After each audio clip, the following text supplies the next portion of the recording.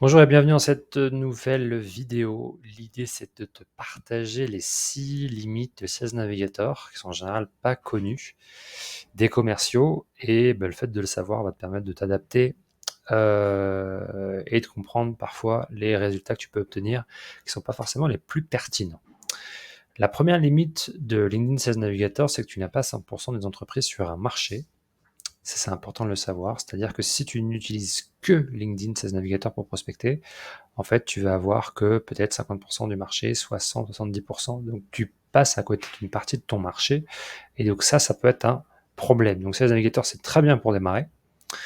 Mais peut-être qu'au bout de quelques mois, quelques années, selon la taille de ton marché, c'est bien de regarder ailleurs. Et donc, ça, c'est important de le savoir. Donc, ça, c'est la première limite. La deuxième limite, c'est ce qu'on appelle les données légales. Et donc, c'est ce qui est lié au nom d'entreprise. Tu n'as pas donc toutes les entreprises et toutes les personnes qui sont sur un marché, sur 16 Navigator, puisqu'il ne part pas en fait de données légales, par exemple de l'INSEE, qui lui recense toutes les entreprises, et c'est l'INSEE qui donne un numéro de SIRET, qui sait exactement le nombre d'entreprises qui existent aujourd'hui en France et qui sont actives. Ce qui n'est pas le cas de Sales Navigator, qui lui, en fait, en tout cas LinkedIn, qui lui est lié au fait que les entreprises ont créé ou non une page entreprise. Même si aujourd'hui il essaye de créer des pages d'entreprise, on va dire, factices, en tout cas qui n'ont pas été créées par une entreprise, afin en fait d'élargir finalement son marché. Ne démarrant pas de données légales, on passe à côté de beaucoup d'informations sur Sales Navigator. Troisième point, c'est les mots-clés. Ça, c'est un point qui est important à comprendre dans les limites de Sales Navigator. Si tu dois créer, en fait, par exemple, une liste de prospects ici, si je prends simplement la fonction ou le niveau hiérarchique, ça, c'est deux filtres à ne pas utiliser parce qu'ils fonctionnent assez mal. Celui qu'il faut utiliser, c'est plutôt intitulé de poste. Ça, c'est quelque chose qui fonctionne bien mieux. Et donc, si tu n'utilises que des mots-clés, ici, en fait, il ne faut pas que tu utilises des mots-clés dans d'autres filtres.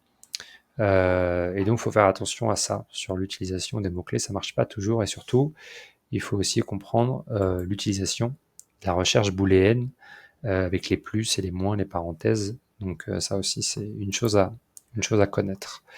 L'autre point, c'est sur la mise à jour des profils. Alors, en fait, il y a un problème. Si, par exemple, ici, je choisis entreprise actuelle et je tape Orange, en fait, dans la logique, on se dit, par exemple, je prends Orange Business Service, donc la partie entreprise d'Orange. En fait, ici, on a 27 000 personnes dans le monde. Ok. Le problème, en fait, de ça, c'est qu'en vérité, tout le monde ne travaille pas actuellement chez Orange. Ça va dépendre, et c'est là où je parle de mise à jour, ça va dépendre si les personnes, les utilisateurs de LinkedIn mettent à jour correctement leur profil LinkedIn. Et souvent, ce qui se passe, là, il me semble que j'ai que du Orange Business Service, mais peut-être que si je vais un petit peu plus loin, par exemple à la page 8, parce qu'en général, plus en fait on avance dans les pages et moins les résultats sont, on va dire, euh, pertinents. Bon, là, ça a l'air plus ou moins d'aller, mais il est possible, en fait, ce qui se passe, c'est que quand on a une nouvelle expérience, il faut fermer l'expérience d'avant avec une date de fin, en disant, voilà, j'ai arrêté de travailler chez Orange Business Service le 20 mars. Et souvent, les gens ne le font pas. Et donc, ils ont plusieurs postes ouverts en même temps, ce qui fait qu'on va se retrouver avec des gens qui ne sont plus du tout chez Orange Business Service. Et donc ça, c'est un problème. Bon, là, apparemment, j'ai tout le monde qui est chez Orange Business Service. Mais c'est ça qu'il faut regarder. Ça, il faut faire attention à ça. C'est que les données sont pas tout le temps à jour. Donc voilà, ça c'est le quatrième point. Alors le cinquième point, j'en ai un peu parlé, mais c'est les filtres. En fait, il y a des filtres qui sont pas très très bons à utiliser. Par exemple, la partie fonction au niveau hiérarchique, c'est plutôt à mettre de côté. Pareil sur entreprise actuelle ou entreprise précédente, c'est pas forcément ultra pertinent. Vous pouvez l'utiliser, mais il est possible qu'il y ait des gens qui ne travaillent plus chez Orange Business Service, mais qui sont quand même dans votre liste. Donc ça aussi, c'est un problème. Donc il faut un petit peu connaître les limites, puisque tous les filtres ne sont pas forcément très très performants. Le dernier point, souvent c'est oublié, mais en fait, Sales Navigator ne fait pas de recherche d'email. Il faut extraire sa liste de prospects pour ensuite pour ensuite enrichir avec les mails. Donc voilà, ça c'est une autre limite de Sales Navigator. Donc il faut faire attention. Dernier point, ça c'est un petit bonus. Il y a parfois une différence ici entre le secteur d'activité de l'entreprise et le secteur d'activité de la personne. C'est je dis ici personnel.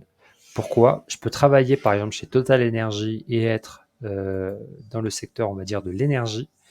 Par contre, étant par exemple commercial chez Total, je pourrais très bien me positionner sur le secteur comme la vente ou le développement commercial.